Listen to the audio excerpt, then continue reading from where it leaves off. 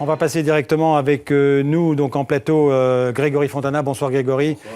Vous êtes donc journaliste à la rédaction de TV5 Monde. Le procureur de Paris, François Molins, vient de donner une conférence de presse à Nice. Où en est l'enquête? Alors on a d'abord une identité qui vient d'être confirmée par le procureur de Paris, Mohamed Laouej Boulel, un Tunisien de 31 ans.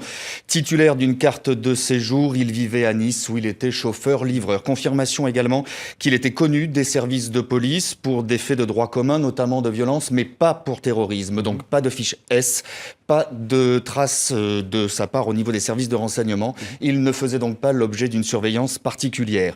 Ensuite, le voisinage, lui, le présente comme un homme instable, dépressif, potentiellement agressif, mais pas du tout attiré par la religion. Ce père de 3 enfants était en instance de divorce, une séparation qu'il aurait mal vécue selon donc ce voisinage. Alors est-ce que cela suffit à expliquer son geste? Visiblement pas, puisque à l'intérieur du camion, les policiers ont retrouvé plusieurs papiers d'identité qui ont donc permis de l'identifier, un téléphone portable, une carte bancaire, mais surtout, et c'est assez étrange, des armes factices, dont une grenade inopérante. Seul le pistolet automatique qu'il a utilisé contre les policiers, avant d'être abattu, était en parfait état de marche. Alors ce sont autant d'éléments troublants quand on veut cerner à la fois la personnalité et les motivations de ce chauffeur-livreur.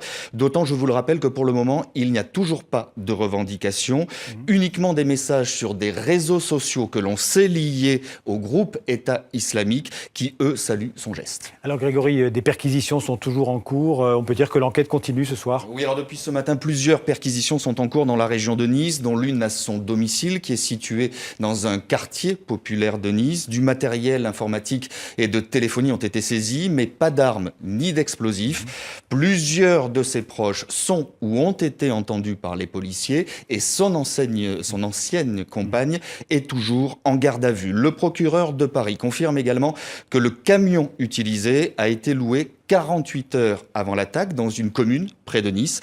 Alors maintenant, reste à savoir s'il a agi seul ou bien avec des complices, sachant que le mode opératoire et le choix de la date, un 14 juillet, ne sont pas sans rappeler les multiples messages audio qui sont régulièrement diffusés par le groupe État islamique et dans lesquels les djihadistes appellent à utiliser toutes les armes possibles, y compris un véhicule que l'on projette dans la foule. Merci Grégory pour toutes ces précisions donc, sur Mohamed Laouej Boulel, qui est donc l'auteur de cette attaque hier soir à Nice. Alors, très